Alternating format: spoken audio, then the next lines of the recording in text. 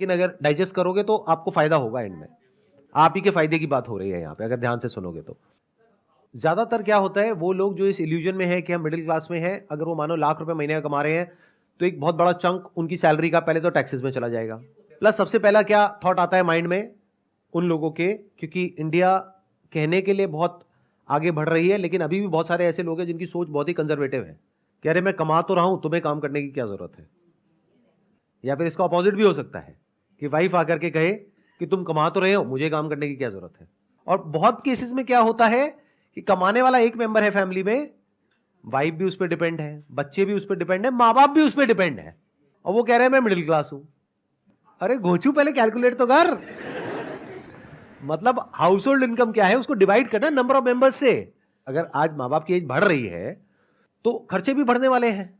एक भी बीमारी लग गई, और एक नहीं होती आज की डेट में, बहुत सारी बीमारियां हैं। लाइफस्टाइल ही ऐसा है, पोल्यूशन इतना है, और पता नहीं कैसी डाइट है, क्या क्या है, वो मेरे को बताने की जरूरत नहीं है। जब एक एक करके बीमारियां लगती है माँ बाप को, तो वो बच्चा, क्योंकि दिमाग से तो बच्चा ही है, अगर थोड़ा बड़ा होता तो समझ जाता कि मैं कितने बुरे तरीके से आगे जाकर के फंसने वाला हूं। उसकी विजन नहीं है। अपने माइंड में वो क्या है कि अरे मैं तो लाख रुपए कमा रहा हूं महीने का, मैं तो सब कुछ कर सकता हूं, माँ बाप का ध्यान भी रख सकता हूं, बच्चों की पढ़ाई भी बढ़िया से बढ़िया करवा सकता हूं। वाइफ कह रही है कि मेरे को काम करना है, नहीं नहीं तेरे को जरूरत नहीं है काम करने की, मैं हूं तो सही कमाने के लिए। तो दुनिया जहान की सारी गलतफहमी है उस आदमी को, और वही सबसे ज्यादा फंसा हुआ है। अगर उस घर में 6 मेंबर्स हैं तो 6 से डिवाइड करो 1 लाख को, और 1 लाख में से पहले टैक्स निकालो, फिर जो इनकम बचती है उसको 6 से डिवाइड करो, महीने का 10-15 हजार रुपए, ये है आपकी एक्चुअल इनकम। और आप कह रहे हो मैं मिडिल क्लास हूं। अगर इनकम बढ़ती है तो एक्सपेंसेस बढ़ जाते हैं, उनको कंट्रोल नहीं कर पाता है आदमी, ये मेन प्रॉब्लम है। ध्यान से सुनना, ये मेन प्रॉब्लम नहीं है, ये गलतफहमी है। जब इनकम बढ़ती है तो खर्चे नहीं बढ़ते, हम खर्चे बढ़ा देते हैं गलतफहमी की वजह से। दोनों में जमीन आसमान का फर्क है। समझ गए मैंने क्या कहा? देखो जो लोअर क्लास में लोग हैं उनकी इनकम बहुत बढ़ गई है, लेकिन उनके खर्चे इतने नहीं बढ़े हैं जितने मिडिल क्लास के बढ़ गए हैं, क्योंकि उनके बच्चों की स्कूल की फीस 10,000 रुपए महीना नहीं है। तो खर्चे अपने आप नहीं बढ़ते हैं, हम बढ़ा देते हैं। महंगाई बढ़ती है, दोनों में फर्क समझ लो। एक है महंगाई जो बढ़ रही है, एक है खर्चे जो आप बढ़ा रहे हो, दोनों में फर्क अच्छे से समझ लो। दो अलग अलग चीजें हैं। हम बोलते हैं खर्चे बढ़ रहे हैं, अरे खर्चे बढ़ते नहीं, हम बढ़ाते हैं। कितना ही बढ़ा लो, अपर लिमिट कोई है ही नहीं।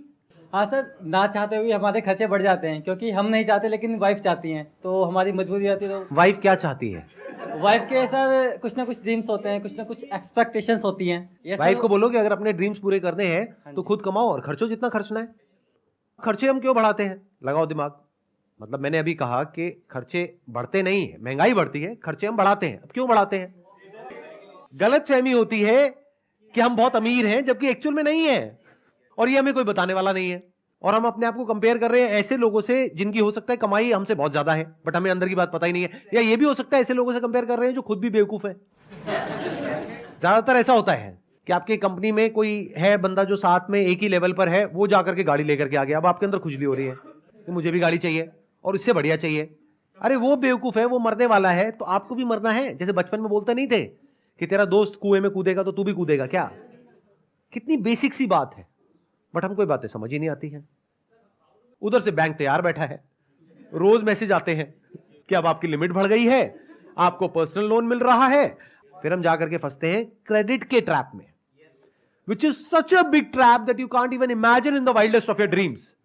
अगर समझने हैं ना कितना बड़ा ट्रैप है, तो आप जा करके कंपाउंडिंग को स्टडी करना। कंपाउंडिंग क्या होती है, कि कंपाउंडिंग से आदमी कितना अमीर हो सकता है। मतलब कंपाउंडिंग क्या होती है कि जब आप किसी जगह पर इन्वेस्ट करते हो, मानो आपने म्यूचुअल फंड में इन्वेस्ट किया, साल की 10-12% की रिटर्न आई, तो अब आप कहोगे एफडी में आ रही है 6-7%, वहां आ रही है 10-12%, तो इतना फर्क नहीं है। लेकिन 10 साल बाद, 20 साल बाद वो फर्क जो देखने में छोटा सा है, वो करोड़ों में पहुंच जाएगा। अगर आपको इंटरेस्ट मिल रहा है तो आप कितने अमीर हो सकते हो उसकी कोई लिमिट नहीं है। तो अगर आपको इंटरेस्ट देना पड़ रहा है तो आप कितने गरीब हो सकते हो उसकी भी कोई लिमिट नहीं है। यह बात समझ आनी चाहिए।